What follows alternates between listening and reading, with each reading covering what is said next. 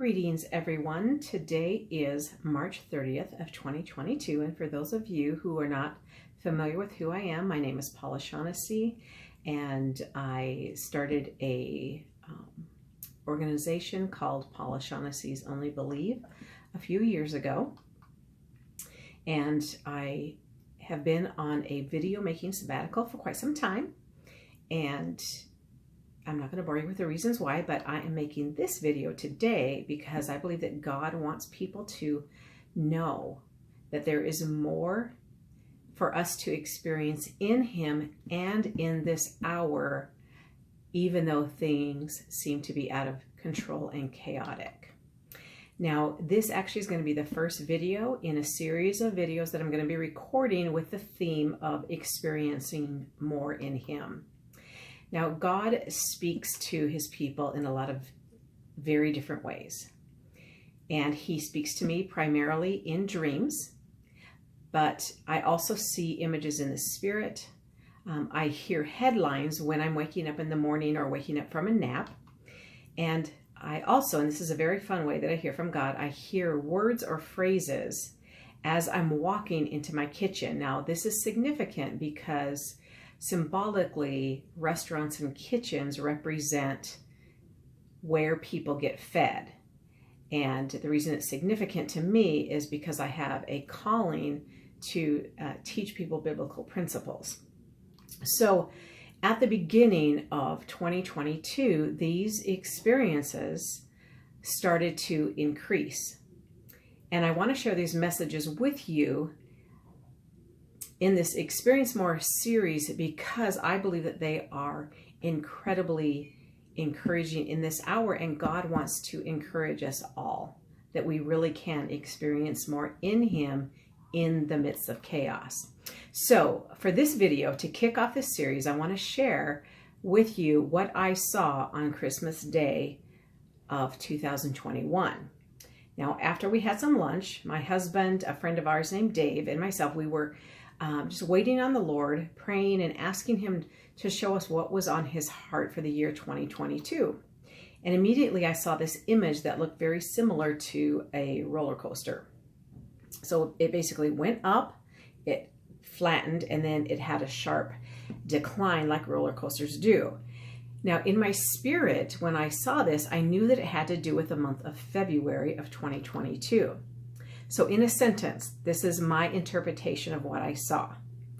There will be a crescendo, there will be a peak in February, and then there will be a rapid decline. A rapid decline of what?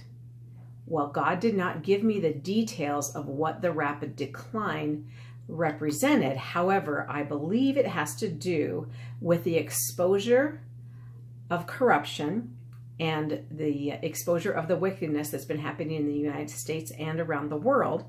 And with this exposure, we are going to see a rapid decline in our way of life as we know it now. You know, we have a lot of comforts here in the United States, and I believe we're going to see some of those comforts decline as this exposure begins to happen. But the exposure of the corruption and the wickedness is a good thing. It is what God's people have been praying about. So it's not a bad thing. We just have to be prepared for it. So since December, there has been a lot of exposure of corruption and wickedness that has been being talked about. It's being brought out into the open, but most of this exposure has not been found or reported from mainstream media. Now, we have heard reports of supply chain issues, food shortages. In fact, I even heard recently that the Canadian government is forcing farmers to destroy their crops. They won't let them bring them into the United States, and they won't even let them distribute them within Canada. They're actually making them destroy them. I don't understand how that stuff happens, but that's what I heard. We've also heard reports of bank accounts being frozen and other crazy things that we didn't ever think we would see or experience here in the United States. Now, here's what God wants me to tell you in this video. This is not a time to be fearful. This actually is a time to press into God harder. It's a time to press into him and ask him what is on his heart in this hour. Now, I want to back up for just a minute, and I want to let you know that in 2019, the same group of us were praying on Christmas Day, asking God what was on his heart for 2020. And what he showed us for 2020 is that he was going to have his day of power. He was going to bring down the systems of brainwashing, indoctrination, and inculcation. We knew it was God because none of us knew what the definition of inculcation was.